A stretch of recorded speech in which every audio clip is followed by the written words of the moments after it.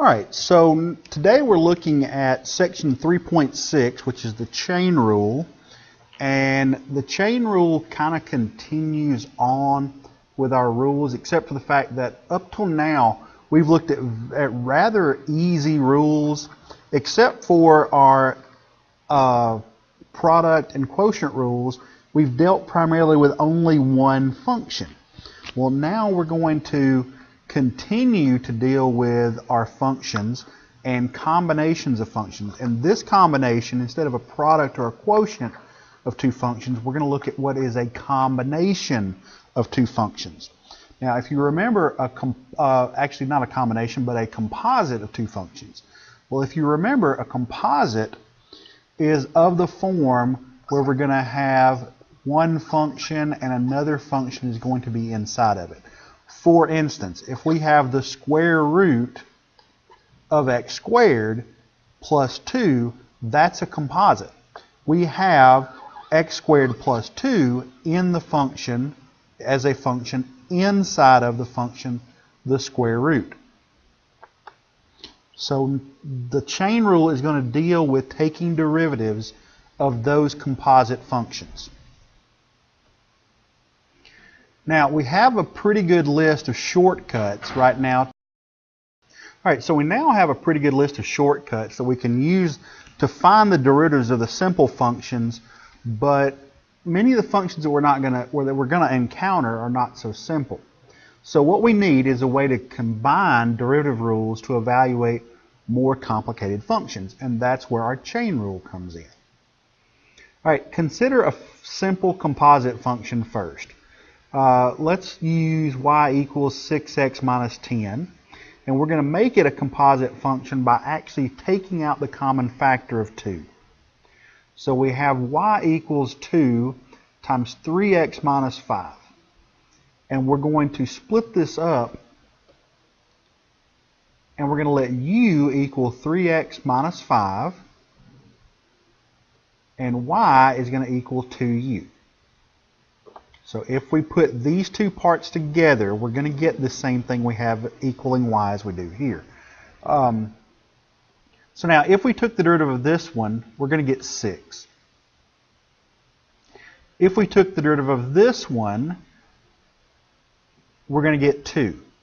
And if we take the derivative of this one, we're going to get 3. Now the thing is, remember our notation was that if we have dy du and du dx, if we were to multiply dy du times du dx in notation wise, what's going to happen? And if we could think about this as fractions, what would happen there? Well, your du and your du would cancel each other out, and when you multiply it on across, you would end up with dy dx. Now if you remember when we talked back a ways, we said don't think about this dy dx as a quotient unless it's convenient. Well, now is the case when it's convenient. So if we multiply dy du right here times du dx right here, we end up getting dy dx. Well, if you notice, dy du is 2, du dx is 3. If we multiply 2 times 3, we're going to get the exact same thing we found for dy dx. Now guys, don't overthink this. This is just a very, very simple example of how the chain rule works. You're never going to use the chain rule for this. You're going to take the derivative of that just as it is. You're not going to break it down or have to think about it in this way. The chain rule is going to be used for more composite functions that cannot be put together into one common thing. So don't freak out if this didn't really make sense. This is just a super simple example to show you how the chain rule works. dy du times du dx gives us dy dx.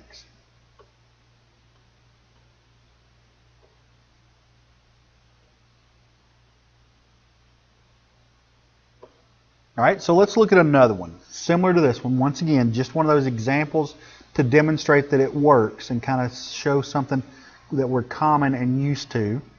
Not necessarily one that would ever actually use it for again. So let y equal 5u minus 2 and let u equal 3t.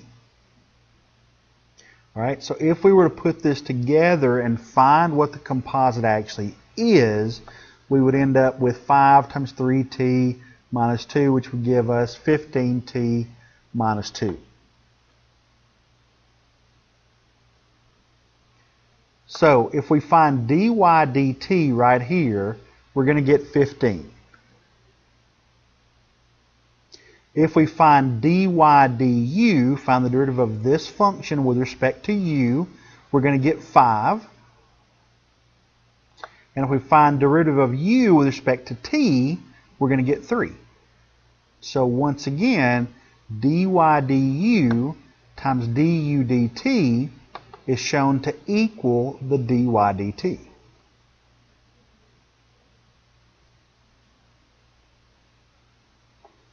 So once again, we can think of our multiplication right here as the multiplying of two fractions, and the du's cancel out, so we end up with dy dt.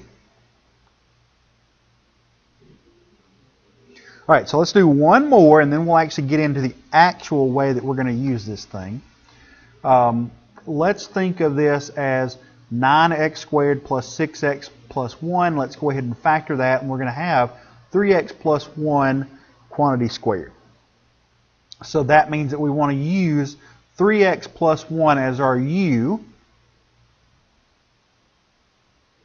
So y would equal u squared. All right, so if we take the derivative of this, we're going to get 18x plus 6. If we take the derivative of 2u, or the derivative of y with respect to u, we're going to get 2u. And if we take the derivative of u, we're going to get 3.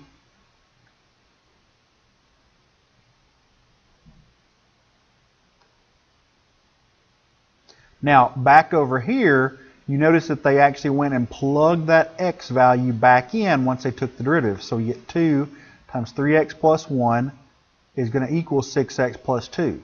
So now dy du times du dx, I'm going to multiply 3 times this, and I'm going to get 18x plus 6, which is the same thing. Once again,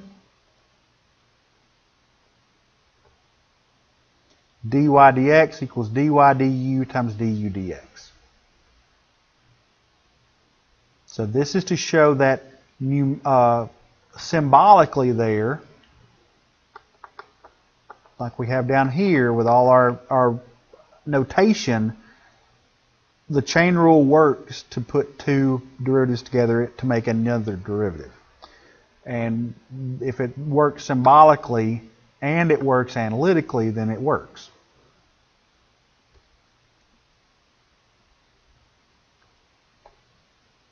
And that pattern is called the chain rule.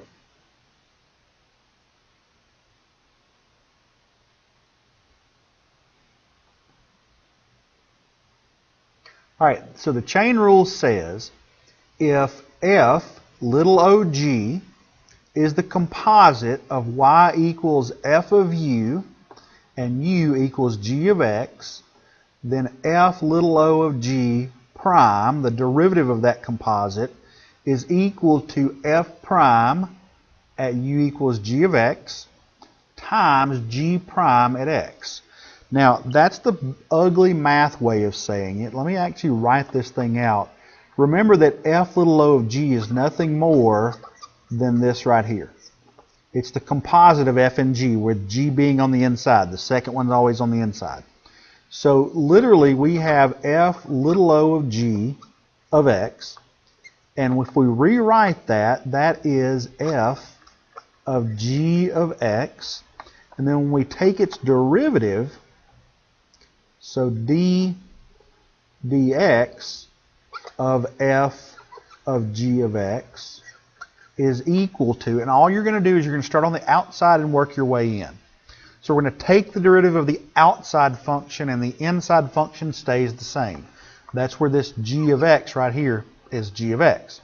So we would have f prime of g of x, and then we multiply it by the derivative of what's inside, g prime of x.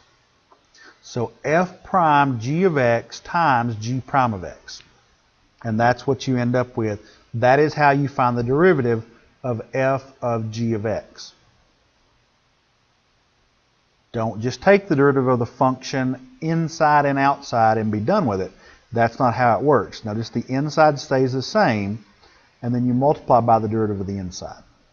Take the derivative of the outside, inside stays the same, times the derivative of the inside, and then you're done. And if you have more than one layer, you can continue doing this. You could have had f of g of h of x, 3 layers there, and in that case you would have to h of x here times h prime of x and continue on. Not going to see that often, but it does happen.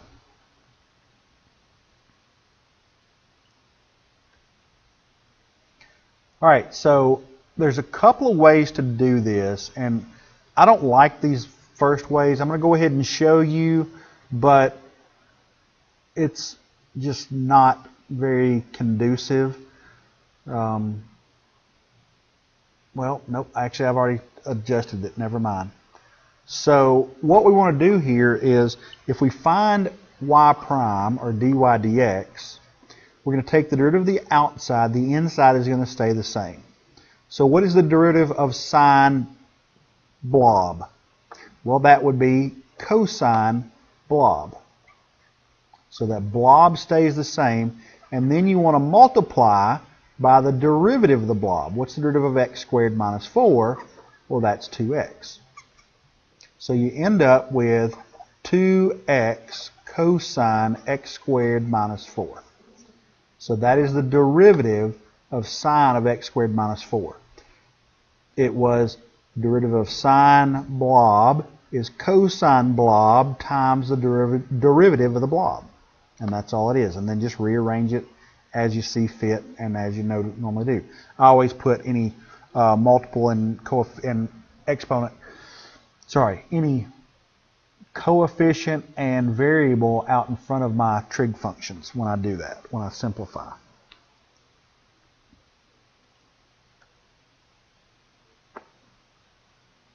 So the derivative of the sine times the blob times the derivative of the blob, and then put it together. So at x equals 2, y prime equals 4. That just simply means that when they plugged in 2 here, you got cosine 2 squared minus 4, which is cosine of 0, times 2, which is 1 times 1 times 4, which is 4. So if you want to find, remember what derivative is. The derivative is the slope of the function at any point. So if this is my function that I'm looking at, and I wanted to find the slope when x equals 2, I just plug 2 into this derivative right here, and that's going to give me what my slope is at that point. All right, so let's do another example. We're taking the derivative with respect to x of cosine squared 3x. Now, what you want to do here, this has actually got 3 levels to it. And what we want to do is we're going to take, and we're going to rewrite this just a little bit. So I'm going to take the derivative with respect to x, but instead of doing cosine squared 3x, I want to write this as cosine 3x quantity squared. Now remember, cosine squared 3x means we take the cosine of 3x and we square it. That's why it's in here and not over here. That would be, if we had the 2 over here instead of there, that would mean that we would square the 3x and then take the cosine. So we're going to take the cosine of 3x and then square it. Now, start of the outside here, and what you're going to do is you're going to use the power rule. Think of this as blob squared. Well, what is the derivative of blob squared? It's going to be 2 times the blob to the first power. Remember, move the power out front, subtract 1 here, so 2 blob to the first power. Then we want to work inside. We want to take the derivative of this thing right here. Well, what's the derivative of cosine 3x? Well, remember, the derivative of cosine 3x is going to be negative sine of the blob. The derivative of cosine blob is negative sine blob. and then take the derivative of the blob, we're going to multiply by 3. So you have to work your way all the way inside. So now when we go and simplify this, we've got the 2 here, we got the negative here, we got the 3 here. So we've got negative 6. And I always put my sign in front of my cosine. It's just me and the way I do it. If you did the other way, it doesn't matter. Remember, it multiplies in any order is going to be the same value. So negative 6 sine 3x times cosine 3x. And that would be it all put together, simplified, and solved. So start with the outside. Blob squared. The derivative of blob squared is 2 times the blob, and then we have to take the derivative of that blob. So the derivative of cosine blob is negative sine blob, and we have to take the derivative of the blob, and that's going to be 3. And then once we get all the way inside, we're done. Then we just do rearrange and simplify.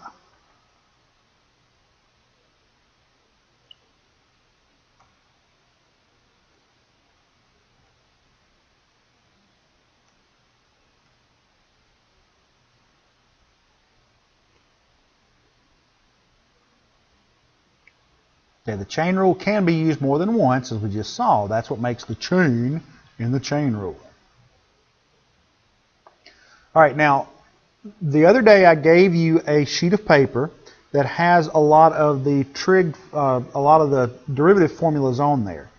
And derivative formulas include the chain rule.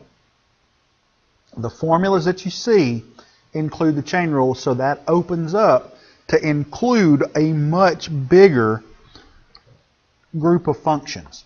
So for instance, let's look at this one right here. The derivative with respect to x of cosine u is negative sine u times du dx. Now, the list that I gave you, instead of du dx, they put u prime. That's the same thing. It's the derivative of whatever you had in here. Now, what that means is if we took the derivative with respect to x of cosine x squared, then what will we do? It's going to be negative sine u, negative sine. Now, what's u in this? U is x squared. So negative sine x squared times what? U prime. What's the derivative of that u? Times 2x. That's how you use those formulas. Now, if that u had another function inside of it, let's say this is cosine of the square root of x to the third, then you would go another step and another step and another step until you worked your way inside. But that's how these are used. That's why you have u prime, or in some cases it's du dx. The one I gave you was u prime on the equation, but that's just showing and including the chain rule in what you've got.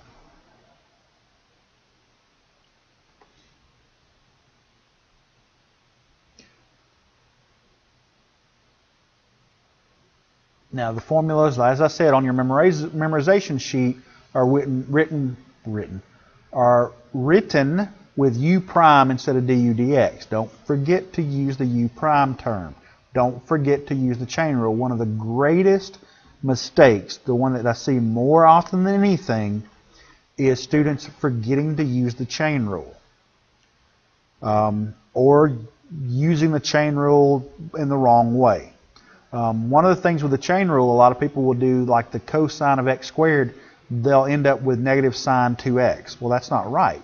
U does not change that first time. So be careful about that.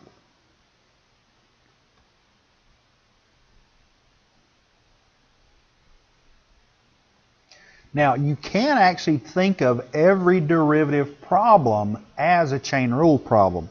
Because here, watch this. Let's say we did the derivative with respect to x of sine x. What do we know the derivative of sine is? Well, it's cosine blob. And then what's the derivative of the blob? What's the derivative of x? Well, it's 1. So if you think of that as a chain rule problem, what's 1 times cosine x? It's still just cosine x.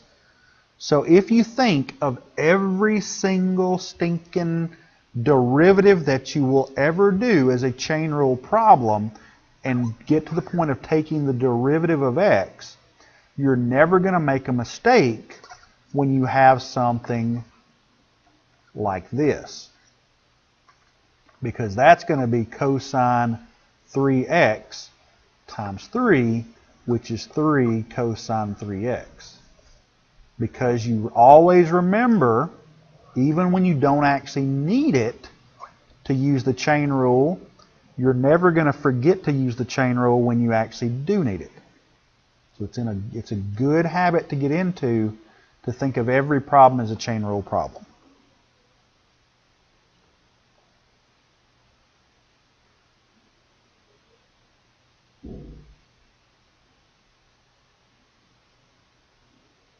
Now, the chain rule enables us also to find the slope of parametrically defined curves. Now, if you remember correctly, parametrically defined functions were the ones where you had one equation for x and one equation for y, both defined by some other variable, usually going to be t. So what we can know is we know that dy dt would be equal and could be found using the chain rule by taking dy dx and multiplying by dx dt, because once again here, what's going to happen? The dx's are going to cancel each other out and you end up with dy dt. Ta-da, right there. Now, we're not going to use that except to rearrange it to solve for dy dx, because remember, slope is the change in y over the change in x. Guys, understand and make sure you know how to read these.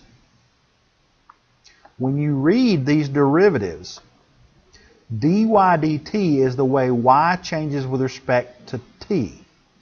dy dx is how y changes with respect to time.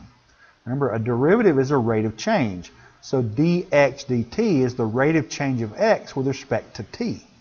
Now, what is slope? Slope is rise over run. Well, what measures rise? The y value. What measures run? The x value. So dy dx is always, always, always, always, always in the two-dimensional space, in two-dimensional plane, going to be representative of your slope. So if we can solve for this dy dx right here, we can find the slope of this parametrically defined curve. And that's exactly what we're going to do. We're going to divide both sides by dx dt. So dy dt divided by dx dt is going to equal dy dx. All right, and you're probably thinking, well, okay, well, what does that matter? Well, remember, a parametrically defined curve has an x equals some function of t and a y equals some other function of t. So where do you think we're going to get dy dt and dx dt? We're going to take the derivative of that and the derivative of that. And that's going to be our top and our bottom. Or the derivative, the g prime of t will be our top, and the f prime of t would be our bottom, and that's going to allow us to find the slope of this thing at any time, or at any value of t.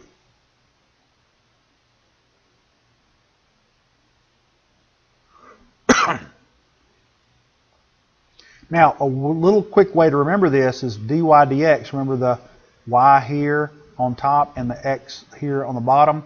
By the way, if you divide this, dividing fractions, what do?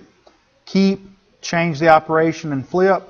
What happens if we multiply dy dt times the reciprocal of dx dt? The dt's are going to cancel out and you're going to end up with dy dx. If you don't believe me, do that. Do your dividing fractions here by keep, change, flip, and the dt's will cancel out and you're going to get dy dx. So you always should be able to do that. All right, so let's do an example and let's actually find the slope of this thing. So we know that dy dx is equal to dy dt over dx dt. Well, remember, dy dt is nothing more than the derivative of y with respect to t. We're going to take the derivative of that thing right there. So what is dy dt? Well, the 2 tags along. It's a constant multiple. And what's the derivative of sine t? Well, it's cosine t. And then times the derivative of t, which is going to be 1. So 2 cosine t is your dy dt. Now what is your dx dt?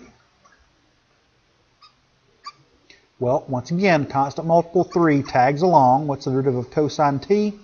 It's negative sine t. What's the derivative of t? 1. So we're remembering to do our chain rule. It just doesn't have an effect here. So then we can move that out front and we get negative 3 sine t.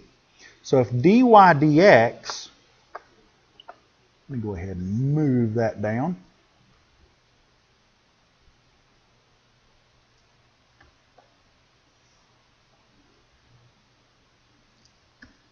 All right, so if dy dx is equal to dy dt over dx dt, all we have to do is plug all those things in. What's dy dt? The 2 cosine t. And what's dx dt? Negative 3 sine t. And what does that give us? Well, we can go ahead and pull the 2/3, the 2 and the negative 3 out. So we're going to have negative 2/3, and we have cosine t over sine t, which is going to give us cotangent t. So that right there is the slope for any value t for the equation, or the parametric equations, x equals 3 cosine t, y equals 2 sine t. So that's all there is to it, to find the slope for any value of t of that thing. Now, these are the equations for an ellipse, by the way. And so there's your ellipse, and when we find this,